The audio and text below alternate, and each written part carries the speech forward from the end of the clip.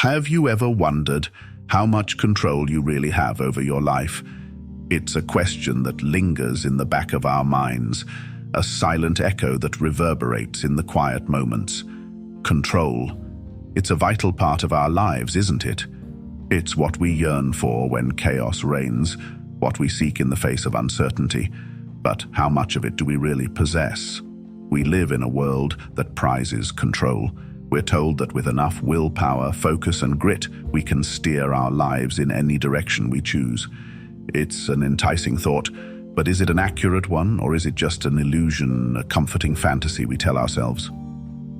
Let's dive into the world of psychology, where the concept of control has been dissected, analyzed, and studied. Take, for instance, the work of psychologist Ellen Langer. In a series of studies, she explored the idea of the illusion of control, an expectation of personal success, probability inappropriately higher than the objective probability would warrant. In her studies, she found that people often overestimate their ability to control events, attributing success to their actions even when they had no real influence. In other words, we tend to believe we have more control over our lives than we actually do. It's a cognitive bias that helps us make sense of the world, but it can also lead us astray. This illusion of control is a double-edged sword. On one hand, it motivates us to strive, to push past obstacles, and to persevere in the face of adversity. But on the other hand, it can blind us to the realities of our situation, leading us to overestimate our abilities and underestimate the role of chance in our lives. So, if control is often an illusion, how can we truly take control of our lives? The answer to this question lies not in clinging to the illusion, but in understanding its nature and learning how to navigate it. Stay tuned as we delve further into this intriguing topic in the next segments. To answer that, we first need to understand our lizard brain. So what is this lizard brain we're talking about? It's a colloquial term for the reptilian complex, the oldest part of our brain, which we share with reptiles and birds.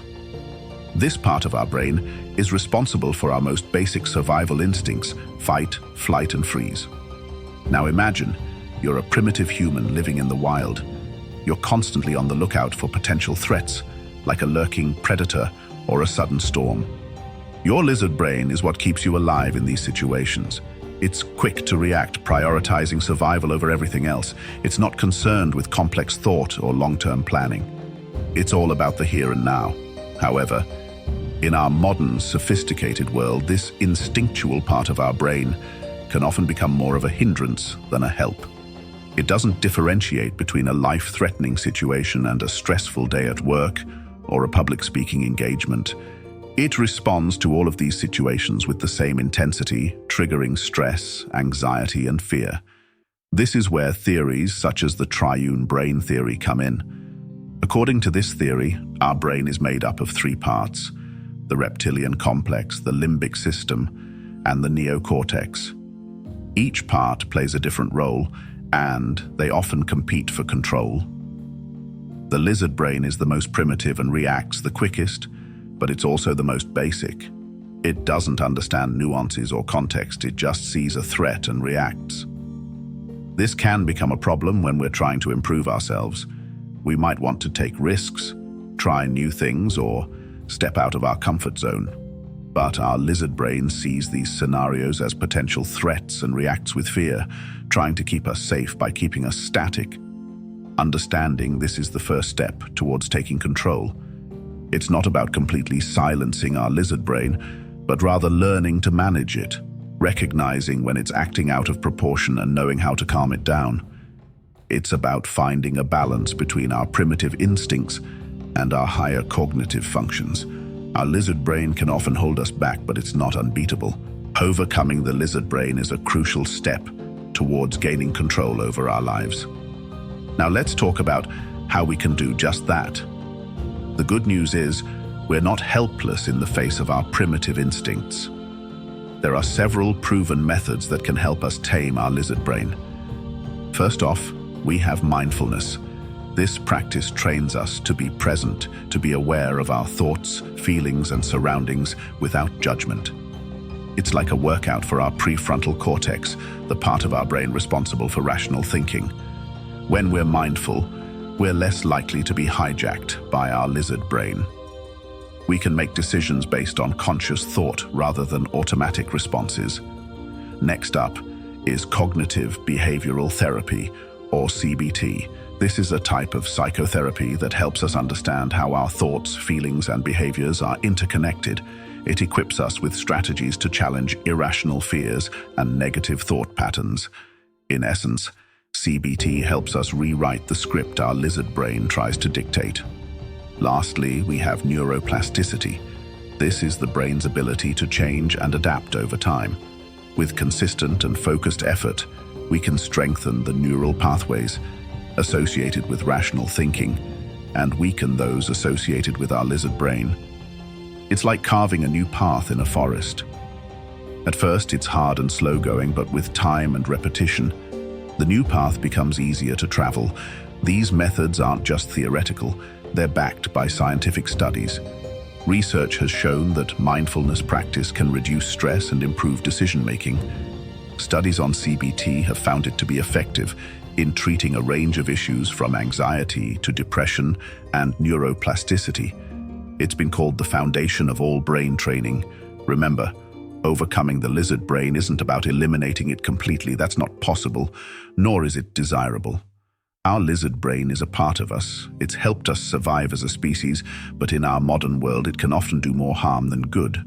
The lizard brain is strong, but with the right techniques, we can tame it. Once we've tamed our lizard brain, taking control becomes much more feasible. Now let's delve into the strategies that can help us seize the reins of our lives. Firstly, setting goals. Goals give us direction, a destination to aim for. They provide a sense of purpose and a framework for decision-making. According to Locke's goal-setting theory, challenging and specific goals lead to higher performance than easy or vague ones. So grab a pen and start jotting down what you want to achieve, but remember, make it specific and a bit out of your comfort zone. Next, mucking plans. It's not enough to just have goals. We need a roadmap to reach them. This is where planning comes in. Psychologist Albert Bandura's self-efficacy theory suggests that the belief in our ability to succeed is crucial for achieving our goals. A well-laid plan can boost this belief, providing a clear path and reducing the uncertainty that can often deter us. And finally, developing resilience. Life isn't always smooth sailing. We're bound to face obstacles and setbacks. However, it's how we respond to these challenges that truly defines us. Psychologist Susan Kobus's concept of hardiness encapsulates this idea. It's a personality trait characterized by a sense of commitment, control, and the embrace of challenge. People with high hardiness see obstacles as opportunities for growth rather than threats. So when life throws a curveball, don't duck, swing at it with all your might. These strategies aren't a one-size-fits-all solution. We need to tailor them to suit our unique circumstances. They require regular reflection and adjustment, but rest assured, the effort is worth it. Remember, taking control isn't about having power over everything, but rather about steering our own ship in the direction we want. It's about embracing the journey with all its ups and downs and being the captain of our own destiny. So, why is taking control so important?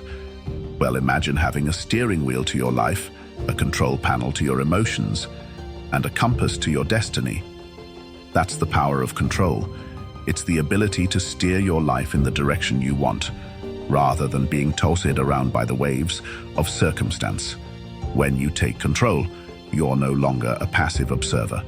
You become an active participant in your own life, and this shift can bring about a myriad of benefits. Firstly, control is a key ingredient to happiness. A study by the University of Zurich found that people who feel a sense of control over their lives are significantly happier than those who feel helpless. When you're in control, you're not waiting for happiness to find you. Instead, you're actively seeking it out and creating it for yourself. Secondly, control can significantly reduce stress. A study from the University of California, Los Angeles found that individuals who feel in control of their lives experience less stress and anxiety. Because when you're in control, you're more equipped to handle life's challenges. You're not swept up in the chaos, you're navigating through it. And finally, control can lead to improved life satisfaction. A study published in the Journal of Personality and Social Psychology found that people who take control of their lives are more satisfied with their life choices and feel more fulfilled. Because when you're in control, you're not living someone else's life, you're living your own. But here's the caveat. Control doesn't mean having a stranglehold on every aspect of your life. It's about understanding your power to react, to choose and to change. It's about recognizing that while you may not control every situation, you absolutely can control how you respond to it. Taking control isn't easy, but the rewards are well worth the effort. Embrace this power of control, and you'll not only transform your life but also become the master.